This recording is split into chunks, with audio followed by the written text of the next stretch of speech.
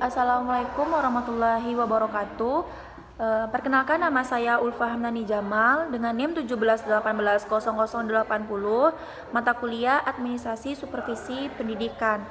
Nah, di video kali ini saya akan membahas materi tentang konsep dasar supervisi pendidikan. Nah, di dalamnya itu ada mencangkup pengertian, rasional, tujuan, dan fungsi.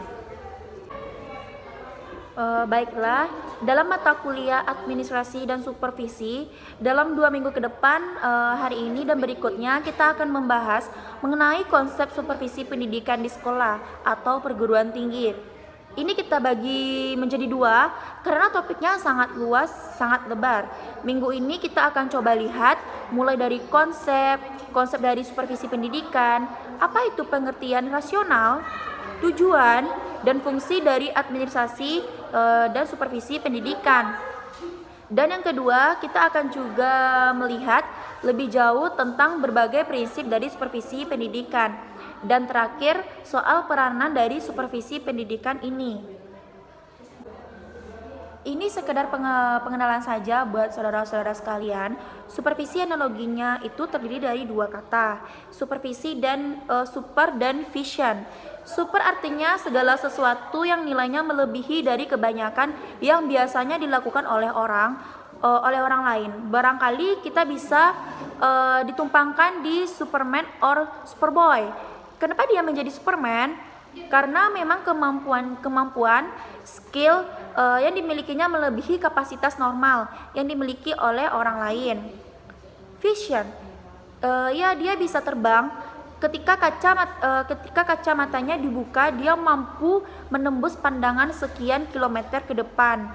Sementara manusia lain nggak bisa. Super, makanya dia disebut sebagai super. Nah, dalam kegiatan supervise ada kata kedua namanya vision. Vision pandangan jauh ke depan itu sudah punya visi pada saat yang lain belum memikirkan. Dia sudah lebih maju untuk melakukannya. Dia sudah melaksanakan manifestasi sejak awal. Selanjutnya yang kita sebut sebagai pelaku supervisi yang melakukan kegiatan supervisi orangnya, kita sebut sebagai supervisor. Sekali lagi kita garis bawahi, manusianya atau pelaku yang kita sebut sebagai orang yang melaksanakan kegiatan supervise, kita disebut sebagai supervisor. Nah, sedangkan kegiatannya kita menyebut sebagai supervise. Di sekolah, mereka yang kita sebut sebagai supervisor adalah mereka yang memiliki visi yang lebih subur dibandingkan yang lain. Nah, apakah harus kepala sekolah atau guru atau orang lain yang kapasitasnya dianggap memiliki kemampuan atau syarat yang terpenuhi sehingga mereka bisa kita sebut sebagai supervisor? Oke. Selanjutnya kita lihat pentingnya kegiatan supervisi di sekolah. Nah, di sini kita coba lihat untuk minggu ini mulai dari konsep, pengertian, tujuan, fungsi, termasuk prinsip-prinsip dari kegiatan supervise. Yang jelas secara historis dulunya atau mula-mula kegiatan ini diterapkan di sekolah atau konsep dari supervisi yang kita anggap masih tradisional, yaitu pekerjaannya masih berupa inspeksi. Kegiatannya masih dalam bentuk pengawasan atau mengawasi. Dalam pengertian kadang-kadang ada indikasi mencari-cari kesalahan dan juga menemukan kesalahan dengan tujuan yang kemudiannya itu diperbaiki. Jadi, kegiatan perbaikan baru atau bisa dilakukan secara dicari kesalahan. Padahal dari konsep supervise ini yang sebenarnya bukan mencari kesalahan, tapi proses pembinaan. Nah, kemudian ini berkembang menjadi kegiatan yang sekarang kita sebut sebagai supervisi pendidikan yang kategorinya adalah ilmiah. Kenapa ilmiah? Karena paling tidak memenuhi 3 persyaratan utama. Yang pertama, sistematik. Yang kedua, objektif. Dan yang ketiga, ada alat yang digunakan. Alat instrumen khususnya sebagai alat pencatat atau pendeteksi Jadi, tidak hanya sekedar melakukan kegiatan tanpa persiapan untuk melanjutkan dalam bentuk pembinaan. Artinya, dengan melakukan pencatatan atau menggunakan instrumen tertentu, pada catatan-catatan khusus disiapkan untuk melakukan tindak lanjut dari kegiatan yang dilaksanakan saat itu. Hasilnya, di kemudian hari dan pembinaannya terjadi perbaikan dari orang-orang disupervisi oleh si supervisor. Dari banyak sumber dari Google, juga ditemukan dari berbagai jurnal, berbagai buku pendidikan terkait dengan supervisi pendidikan ini. Kita bisa menelaah pada satu konsep supervisi adalah sebuah proses perusahaan, satu usaha yang tujuannya adalah untuk menstimulasi dan simulasi, melakukan koordinasi dan melakukan pembimbingan secara kontinu atau terus-menerus terhadap pertumbuhan. Nah, di sini pertumbuhan seperti apa?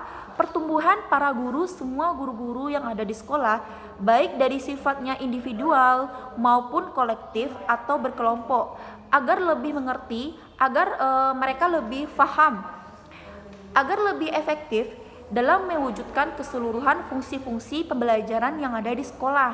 Nah, jadi memang dilihat dari kegiatan seperti tujuan utamanya untuk melakukan pembinaan dan membantu guru mengembangkan diri agar tampil menjadi manusia-manusia yang luar biasa untuk mendidik dan melakukan atau mewujudkan tugas mereka supaya fungsi-fungsi pembelajaran mereka dapat dilaksanakan setiap harinya.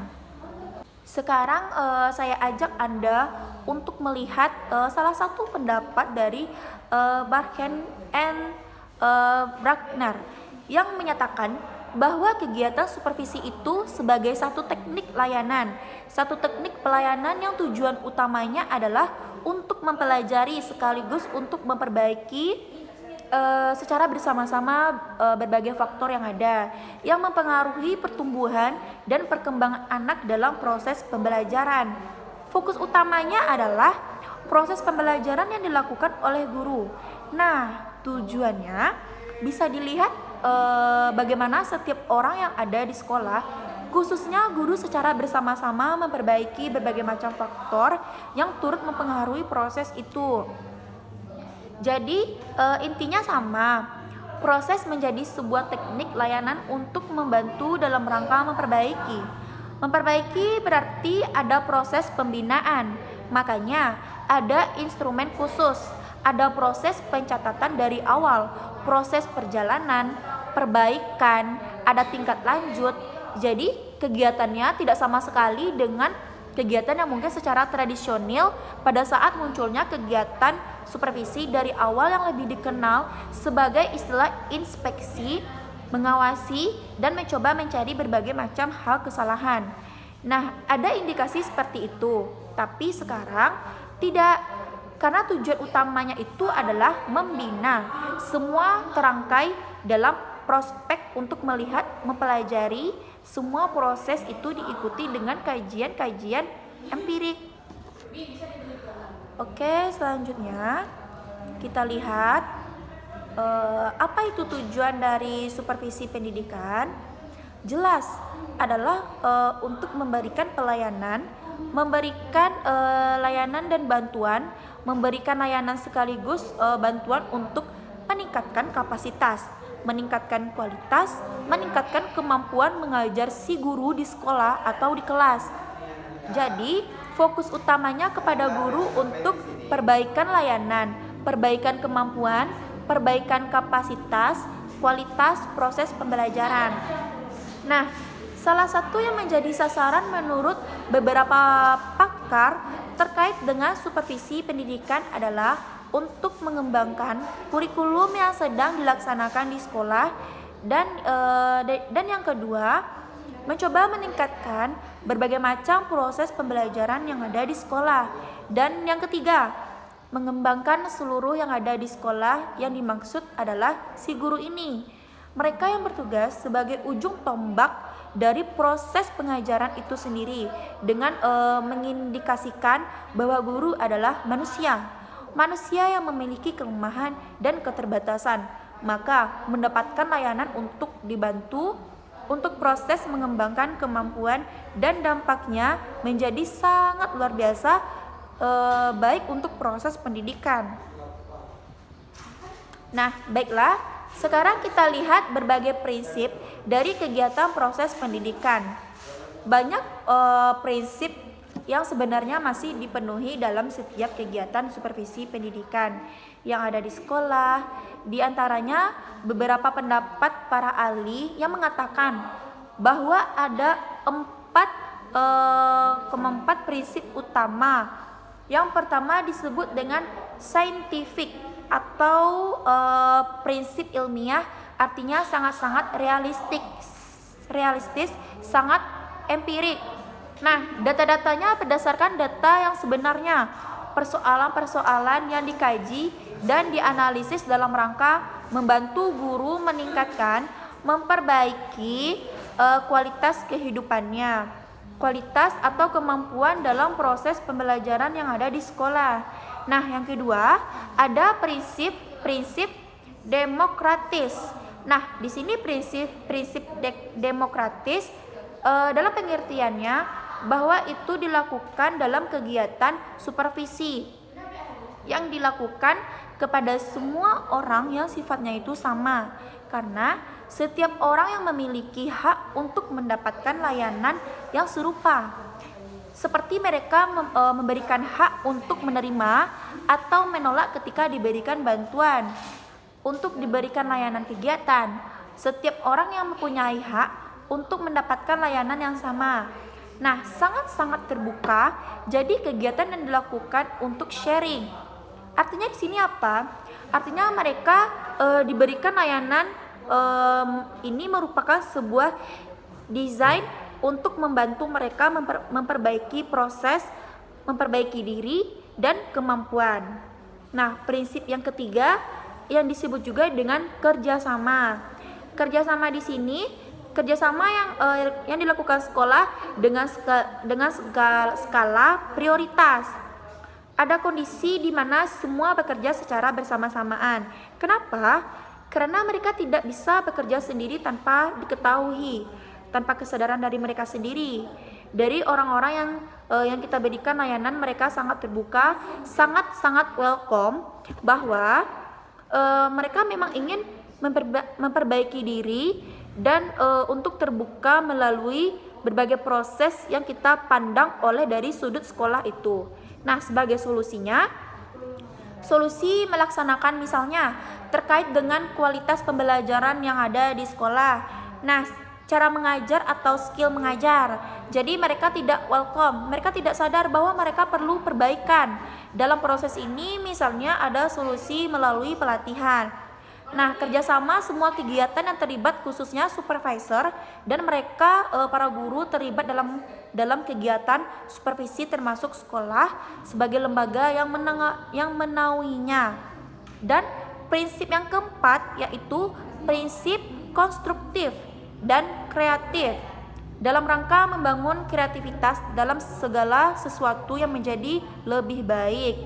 Nah, prinsip konstruktif dan kreatif ini membuat segala sesuatu menjadi lebih baik, segala sesuatu yang tidak ada menjadi ada, yang mulanya hanya 3 menjadi 4 dalam rangka membina membuat segala sesuatu yang dimiliki oleh guru sehingga menjadi lebih diterima oleh peserta didik di sekolah. Tujuannya dari proses pembelajaran itu menjadi lebih gampang untuk dicapai. Kita cuma telah prinsip yang lain yang mungkin dilontarkan oleh berbagai ahli di dalam konsep supervisi pendidikan. Yang perlu digarisbawahi, konstruktif, perbaikan, realistik berarti sesuai dengan keadaan atau tidak dibuat-buat.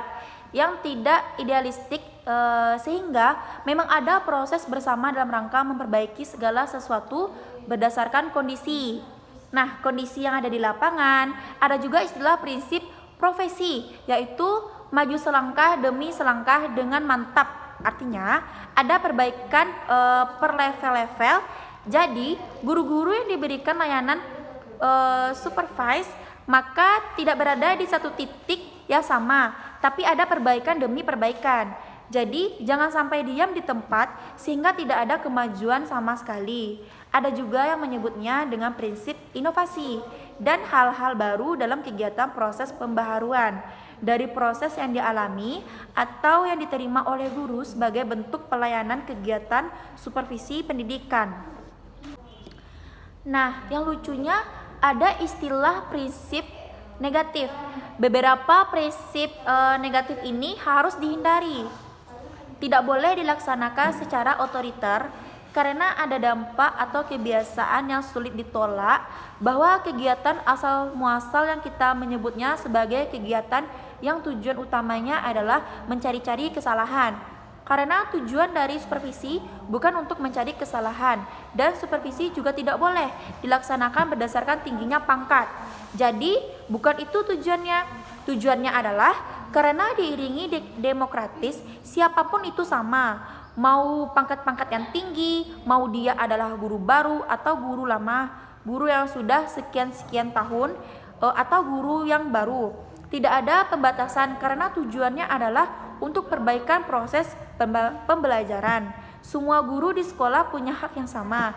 Prinsip-prinsip negatif ini harus dihindari. Rekan-rekan semuanya, dalam mata kuliah administrasi dan supervisi pendidikan, sekarang kita akan bahas mengenai fungsi. Nah, seperti apa fungsi dari supervisi pendidikan itu? Kita ambil salah satu foundation atau pondasi. Dasarnya itu pendapat Babon yang turun-temurun dari tahun 1961 masih digunakan sampai saat ini. Dijelaskannya ada 8 fungsi. Yang pertama adalah mengkoordinasi semua usaha sekolah. Yang kedua, melengkapi atau memperlengkapi kepemimpinan di sekolah. Yang ketiga, mencoba memperluas sebagai pengalaman yang ada yang dimiliki oleh guru-guru yang ada di sekolah. Yang keempat, simulasi usaha yang kreatif yang ada di sekolah. Yang kelima, memberikan berbagai fasilitas termasuk penilaian yang terus-menerus dilakukan yang ada di sekolah dalam proses kegiatan supervise. Yang keenam, menganalisis situasi belajar mengajar yang terjadi di sekolah. Nah, yang ketujuh, memberikan pengetahuan dan keterampilan. Yang kedelapan, memberikan wawasan yang lebih luas, memberikan wawasan yang integrasi satu sama lain. Nah, yang kedelapan, fungsi ini sekaligus menjadi dasar, maka disebut sebagai foundation, sebagai dasar dalam proses kegiatan supervisi, karena luasnya dampak dan layanan ini diberikan untuk kegiatan proses pembelajaran. Nah, bagaimana peranan supervisi pendidikan? Seseorang supervisor itu dapat berperan sebagai koordinator. Mereka juga berperan sebagai pemimpin kelompok. Mereka juga berperan sebagai evaluator yang mengevaluasi berbagai kegiatan pembelajaran yang ada di sekolah, termasuk mereka yang akan berperan untuk mengevaluasi kegiatan-kegiatan supervisi ini dari proses pencatatan, instrumen yang tadi, sampai di mana kegiatan itu berhasil. Nah, tingkat keberhasilannya itu apa yang masih dilakukan, bagaimana tindak lanjutannya, apakah solusinya, cara yang tepat, teknik apa yang digunakan. Nah, 4 peran yang dimiliki oleh seorang supervisor kita ulas kembali. Pertama, sebagai koordinator, mereka yang mengkoordinasikan semua kegiatan. Sebagai pemimpin kelompok, mereka yang akan memimpin, yang akan menentukan arah dan proses perjalanan kegiatan supervise. Sebagai konsultan, mereka sebagai tempat mengkonsultasi persoalan-persoalan yang dialami oleh rekan-rekan. Baiklah, kemudian di posisi evaluator, mereka sebagai tempat atau berfungsi sebagai orang yang akan mengevaluasi seluruh atau keseluruhan kegiatan proses supervisi pendidikan yang dilaksanakan di sekolah. Kita sampai ke bagian terakhir untuk bahasa supervisi pendidikan di lingkungan yang pertama ini. Bagaimana objek dari supervisi pendidikan itu sendiri? Saya tertarik dengan apa yang disampaikan oleh Olivia dalam bukunya. Di situ dikemukakan oleh Olivia bahwa sasaran atau objek dari supervisi pendidikan itu prinsipnya meliputi 3 domain. Domain yang pertama, memperbaiki pengajaran, melakukan perbaikan kualitas mengajar guru. Yang kedua, mengembangkan kurikulum. Di sekolah kurikulum itu ada di kepala dan pikiran si guru. Jadi kurikulum yang tertuang secara tertulis dalam pikiran dan kepala guru yang dituangkan dalam kegiatan pembelajaran, dan yang lainnya dalam penggambaran. Jadi memang dikembangkan adalah orang-orang yang di sekolah, khususnya guru. Lambat laun mereka akan tampil menjadi guru-guru yang luar biasa yang memiliki kemampuan dan skill objek dari pendidikan ini. Kalau kita lihat dari berbagai sumber, itu dibagi menjadi 4 secara umum. Yang pertama adalah untuk pembinaan kurikulum. Yang kedua, perbaikan proses pembelajaran yang tepat. Jadi, apa yang disampaikan Olivia tadi, semuanya disampaikan dan dikembangkan dalam pemeliharaan dan perawatan serta semangat 3 hal yang menjadi domain ketika terpenuhi. Maka yang pada akhirnya akan menjadi atau membuat setiap orang di sekolah atau bahkan sekolah itu sendiri mampu melakukan pemeliharaan sekaligus bisa membayangkan bagaimana ketika kegiatan ini dilaksanakan secara baik di sekolah, sehingga pada akhirnya juga bagaimana kualitas dan kompetisi sekolah pun berada pada pembinaan. Nah, pengembangan kurikulum, pengembangan dan perbaikan pembelajaran akan membuat kualitas pendidik menjadi lebih baik. Oke, kita lanjut. Itulah sekian dari materi yang terakhir tentang yang disampaikan oleh Olivia itu di dalam bukunya. Jika ada yang salah, mohon dimaafkan. Wabillahi taufiq wal hidayah. Wassalamualaikum warahmatullahi wabarakatuh.